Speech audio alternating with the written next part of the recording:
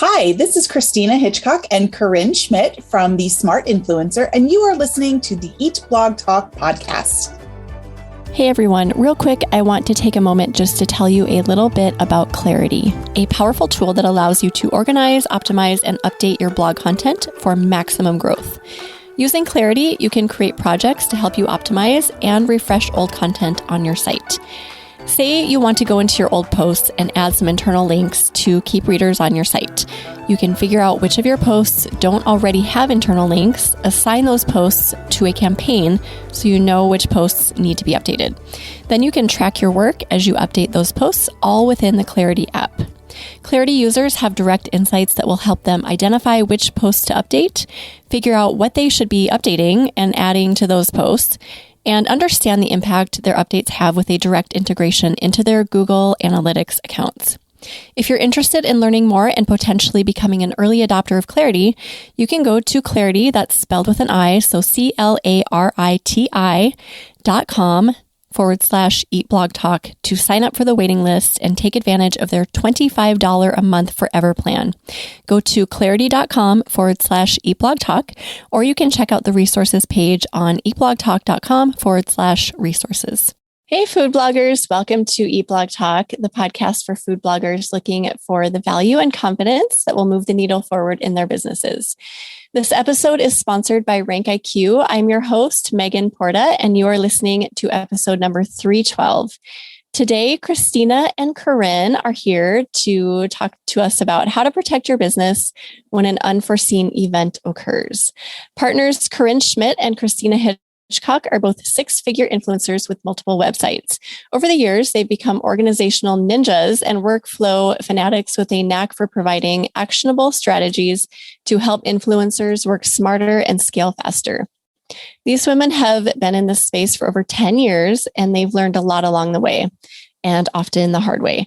They share their insights on working smarter on The Smart Influencer, a podcast and a private mentoring group where they help other influencers work smarter and grow stronger. I love your bio, you guys. Thank you so much for joining me today. I'm super excited for this chat. Thanks for having us. We're excited to be here. Yeah. And before we get into it, we want to hear what your fun facts are. Why don't you each share one? Okay. So mine, it's just the thing that surprises people the most and then makes them never want to write to me. When I decided to stay home with my son, it was an unexpected decision. I thought I'd go back to work. So I had a lot of spare time on my hands because babies sleep a lot. And for some reason, I thought it'd be fun to study handwriting analysis. So I am an amateur handwriting analyst.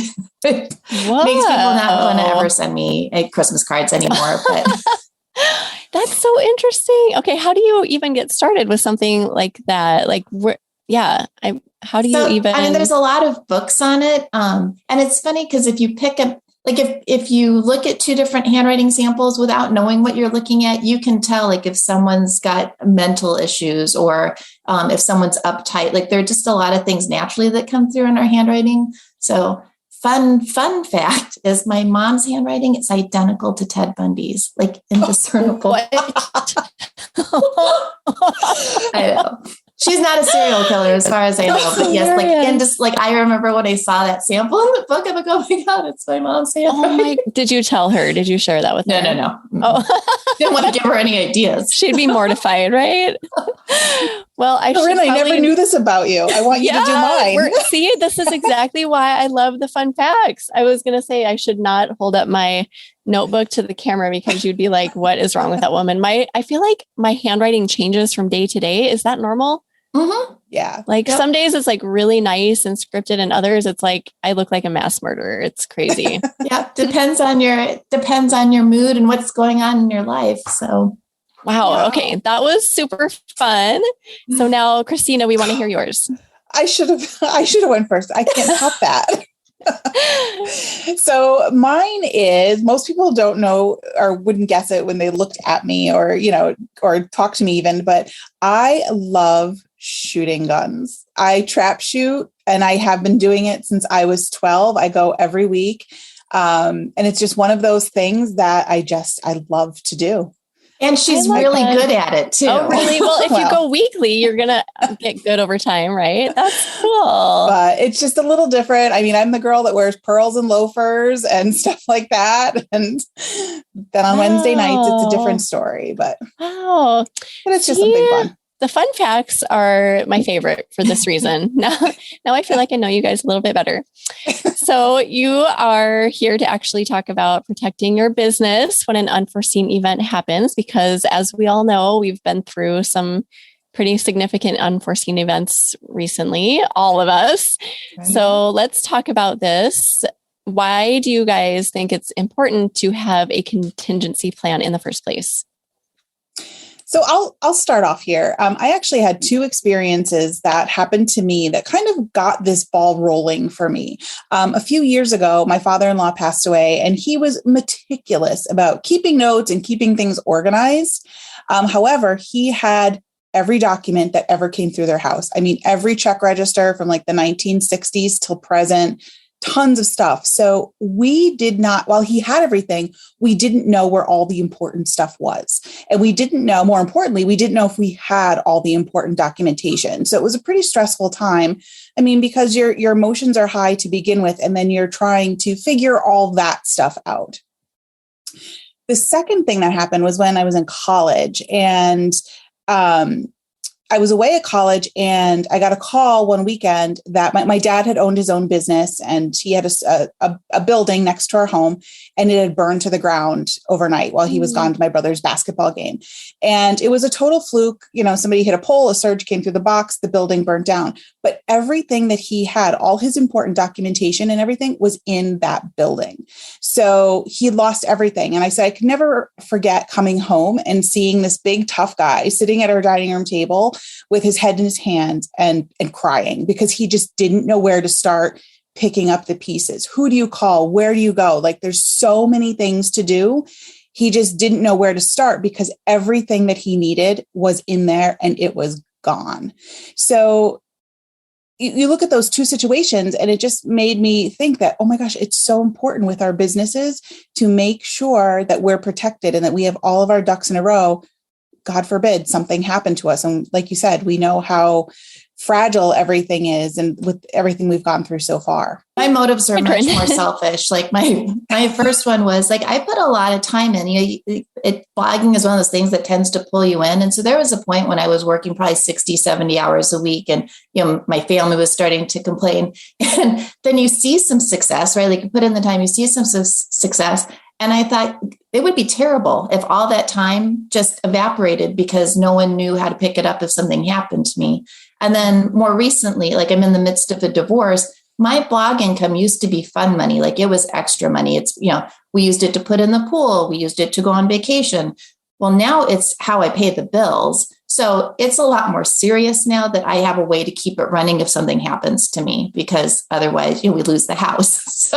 So mine's more selfishly motivated, but very real reasons for having it. Yeah, you guys touched on a few different reasons why you would need plans. Like there's the pandemic. I mean, we haven't mentioned that yet, but something huge like a pandemic or a divorce, something we often don't think about because nobody plans for that, right? And then like the fire you mentioned, happened to your father, and all of those documents were burned. So clearly he didn't have, I mean, I don't know when this happened, but digital files, are important too. So yeah, talk about that. Like, do you recommend like keeping paper files or digital or both? So Christina and I always say, like, when everything we talk about, like, you need to do what works for you, right? Like, so I'm a pen and paper person, so I like that. But with the contingency plan, it is the one place, like, I push people a little more to keep it digitally, and not just digitally, but in a cloud. So that if your house burns down, you can access it from the neighbor's house or from the hotel. Like, of all things, this is one thing I think, even if you're pen and paper, and I get it, even if you're pen and paper, it needs to live somewhere else. And then the other reason you want it in the cloud is then you can update it and you can keep on top of it from anywhere. Because we do so much mobily, right? Like you do so much while you're at a conference, or you do a lot when you're, half my job is when I'm sitting in carpool, right? Trying to get through social shares and things. So I just think it's much easier to stay on top of it. So it's actually current. And then it's also more useful if you actually need to access it. And you can share access then with someone else, because the person you pick, and we'll talk about that a little later, may not be in the same house with you. Yeah. So they may not be able to take a paper file from you. And just logistically, when you think of a paper file, I mean, you would have to, let's say it was in a notebook. You'd have to get that notebook out, take out the old information, put in the new information, or let's say there was some sort of natural emergency and you had to evacuate your house really quickly. You would have to remember to grab that before you go. Whereas if it's in the cloud, it's sitting out there, it's protected, it's safe, and you can access it, like Corinne said, from anywhere that you are. So what things are we talking about? What things are you recommending that we have digital files for in the cloud?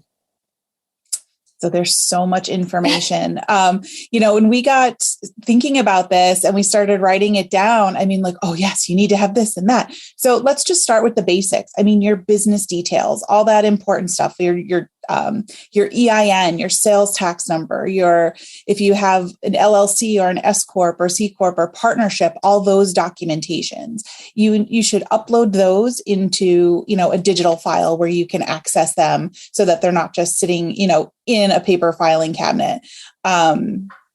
Contacts, I think, are the next important thing. Your business contacts, your accountant, your attorney, any business partners, contacts for your ad agency that you work with, if you do work with one. What else, Corinne? So your tribe, if you've got a blog tribe, so people they know to contact. This is why I like it digitally too, because over the course, when I built mine, when I was adding all this information over the course of the month, anytime I exchanged an email with someone, I was like, oh, is this someone that, I need to, if someone came in and replaced me, would they need to know to get in charge, in contact with this person? I'm going to back up a step before we finish the list. One thing too, when I think when we're talking about what we do as bloggers and we're trying to think of a contingency plan and what it's going to be, is to remember that the goal is not to teach someone else to come in and be you and replace you. So when you start to think about that, this contingency file all of a sudden looks ridiculous, right? Because we accumulate knowledge over years, and you're not trying to give someone that much information. What you're trying to give them is the essential information that they're going to need in order to keep your business running or to make an informed decision to sell it. There are different things they might do with it. So they just need that information. And it's still a lot, which is we're only 2 items into probably an 8-item list. It's still a lot, but it's a lot less daunting than trying to think that you're going to convey in any type of document or file everything that you do. That's not the goal. Right. And that would be impossible. Right? It would be impossible. There's no way. So what else do you have on the list, Corinne, for things to include? So login information, I mean, everything we do is online essentially. So all your login information, and much like the contacts, I recommend doing this over time so that everything that you log into to run your business, you've got that information. The most essential being the money. For me, it's the money. I want them to know where to find the money. My family still doesn't even understand where the money comes from. So they certainly wouldn't know where to go find it. The things like how to get into your site, how to access your host, if you've got tech support, how you log in to submit a ticket, all those things. And then if you've got a store, certainly how to access, whether you're using Shopify or Thrivecart or whatever you use. So really, all the logins. There's probably a much longer list than that. But again, we're not trying to train them to do what we do. They don't necessarily need to get into your sponsored post network, right? If you haven't applied for a sponsored post in a while, they don't necessarily need that information, but they will need to know how to go find the money. So that. And 2 logins I wouldn't forget about. Number 1 is the login to your computer. Because yes. I mean, that's like the most basic, right? If somebody can't get into my computer, they're never going to be able to access anything. So that login. And then also if you use like a password vault, like LastPass or something like that, including that login information as well would be a huge help. So who do we hand this off to? You mentioned earlier that maybe it shouldn't necessarily be a spouse. So who do we select to get our information? Well, I think that comes down to you personally. I mean, who do you think in your network, whether it's family, friends, coworkers, whatever, who do you think would be the most responsible person to make these decisions about your business? Who would be able to handle, going through everything and making the decision whether they should keep the business, sell the business, shut the business down? I think you really need to think about that. I mean, most of us lean towards our spouse or partner, but that may not be the best fit for you. Right. And it's who has the bandwidth too. Yeah. Like whoever takes it on, it's a big undertaking, right? Like we're talking about making it as simple as possible, and arming them with the information that they can use to make the smartest decision.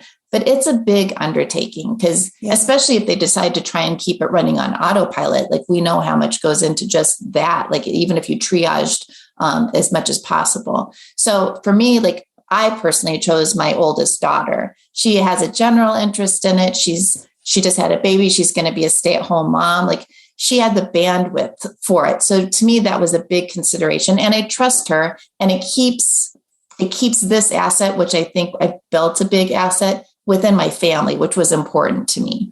But it could just as easily be like one of my close friends that I knew would, like you might bequeath it to a good friend or arrange a stipend for them and have them run it. And, the family, gets the rest of it. But it really, to me, boiled down to who could and would not see it as much of a burden. And for me, that was my oldest daughter.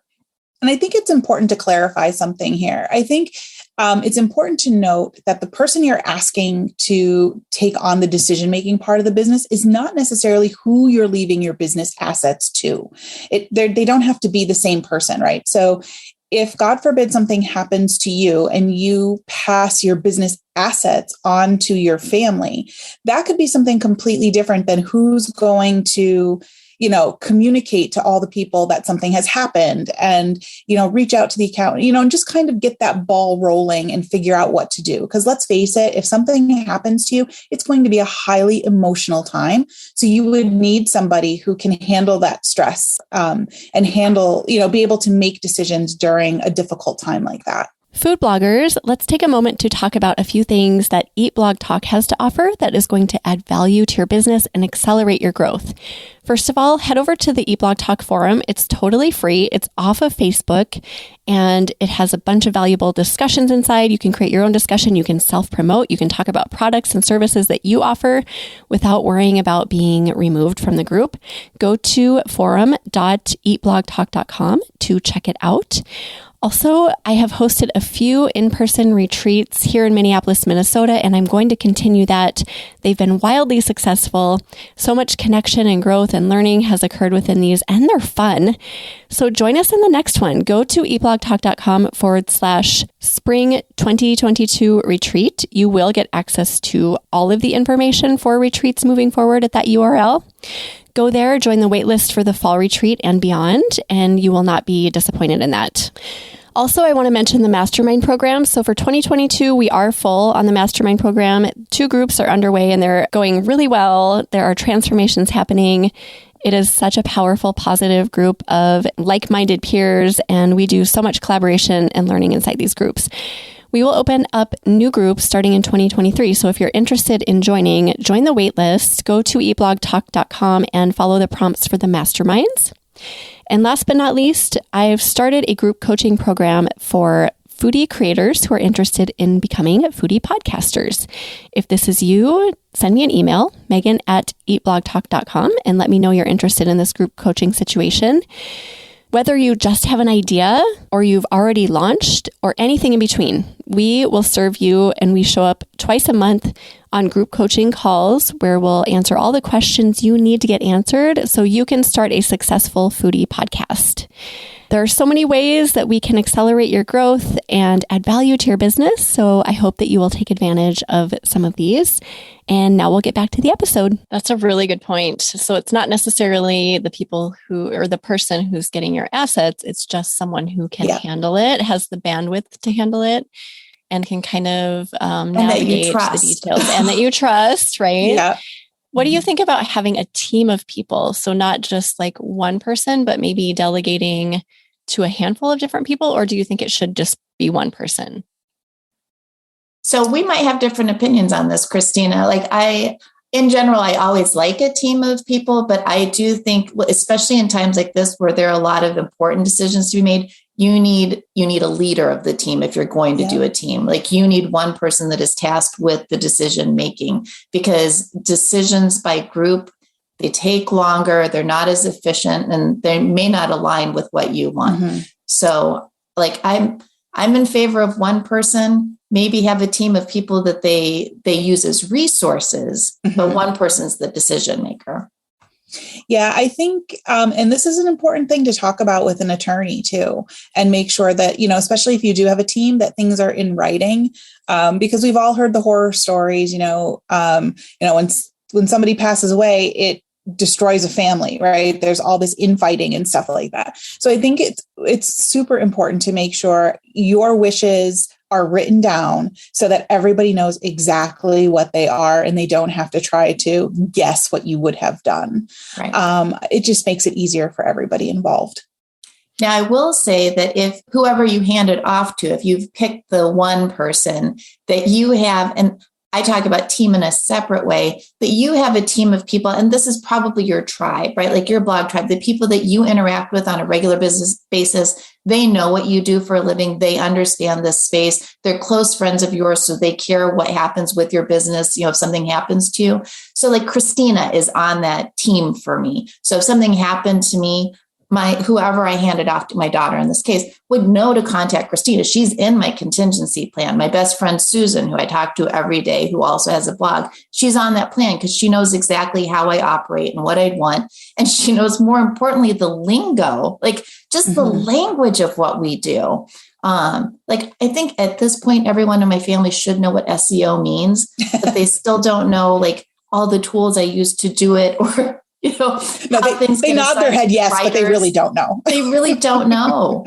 So like having a team of people that speaks your language, that can translate for because again, whoever you're handing this off to is likely not someone in our space. Mm-hmm. And we're not trying to train them, but they need to be able to bridge that gap. There needs to be some sort of liaison. So whether it's your bestie in the blogging world, or you've got a whole team of people, like a tribe that you can turn them into, I think that's helpful. And let those people know before you make them. Right. I was going to say, don't just surprise them, right? If something happens. Oh, right. Surprise, you're in charge. Communicating that beforehand is probably a great idea. Yeah. So how do you guys recommend that you put all of this information together? You mentioned before, creating a digital folder. Can you elaborate on that? How exactly do you get all of this information in one place? So I think that's a great question. And that can be part of the overwhelm part of taking on this task, right? It's I know what I have to track, but how do I make this easy? And I think, like Corinne said, simplicity is the key here. So making sure everything is easy to access and in one spot. So there's a number of ways you can do it. We recommend going with what's comfortable for you. Google Drive is a great way, right? You could just create a folder. You can then store documents and spreadsheets, or, whatever you have, you can store it there. You can even upload a video there if you needed to.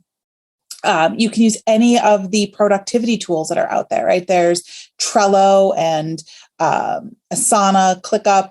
Corinne and I love Airtable. That's what we both use for our contingency plan.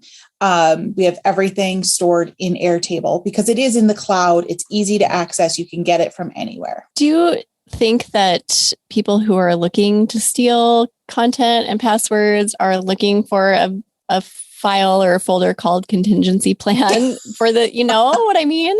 So I'm just trying to think of like some secret word you could use, because that would be the perfect place to go to steal all the passwords, your computer login information, and all of that. Yeah. That's a great question. And I think that what you suggested is great. You can totally name it something obscure, right? You could, call it, knitting instructions or something like Yes, that. Love that. That nobody would ever go looking for. Right. How to crochet 101. Nobody'd ever want to look at that, right? That's being nefarious. But I think that's a great thing is renaming the file to something that's secure. But I think what's also important is choosing a tool that has security built in, that is a secure way of storing it, and making sure that the passwords and the login you have to access that tool is strong. Yeah, that's a good point. Okay, so we have it all in one place. We've communicated to the person or team what's happening, that they are in charge of kind of delegating the information. So how often do you guys recommend going in and updating all the content that you're putting into this folder? So again, this for me is why I love having it in Airtable, because I'm in Airtable every day. We both, Christine and I, run our businesses. Same. I love Airtable. Like it just checks all my boxes. The color coordinating, the ability to sort out information I don't need to go in and make a decision, and I can access it, from any device. So we run them out of Airtable. So to me, since I'm in Airtable anyway, basically I just have that, like, it's open. So if I make a change somewhere, I change it in the contingency plan. Now, that's not how you operate, because I know a lot of people don't. I'm forgetful. And I'm terrible at consistency. So that's how I have to do it. I would put it on the calendar and I would do it at least annually. Probably the best practice would be quarterly. Yeah, I would push you to go quarterly on that. And definitely it's, whether you do what Corinne does, and I do that as well. I always have it open so I can add things quickly and easily, but I put it right on my to-do list to repeat every quarter so that I know that it needs to be done. And it's just kind of like that reminder in case, I just need to go in and double check everything. Yeah. This is one of those things that we all kind of know we should be doing, but it's like we put it off because we just want to believe that nothing's going to happen. Yeah. It's like one of those things. So make a case for that for people listening, just like why we should do it, and give us a time frame, because I like to hear like, Megan, you should have this done in 30 days or something like that. And then I will actually put it on my calendar and do it. So I just want to hear, I want you to encourage me and the rest of my listeners to actually set this in motion. So it's funny that you say that, to have it in 30 days, because that is my recommendation. I like a full month because you catch everything, right? Like you catch when you do your stats, you catch when a paycheck hits in the middle of the month, like you in a month will generally catch anything other than some weird seasonal stuff. If you give yourself 30 days, and it's easy, like if you just have it open somewhere, whatever form you're keeping it in, if you have it open somewhere, so you just know to go drop that in anytime that you're working, it only takes a couple seconds each time that you go add a new login, or you add a new asset. Like as you're working in, like I'm trying to think of a good asset, like just when if you're doing photography, you go photograph and you're like, oh my gosh, my camera's worth $2,000. I should probably add that to the list, right? Of things that they need to know, or an essential task. Like, I don't know how often people do this. I'm triaging all the time because my to-do list grows and grows and grows. And then I can't get it all done and I got to go and triage. So when you triage and you boil it down to, okay, to keep my blog ranking, I've got to focus just on content creation and promotion. Add that to the list. Those are essential tasks to your business.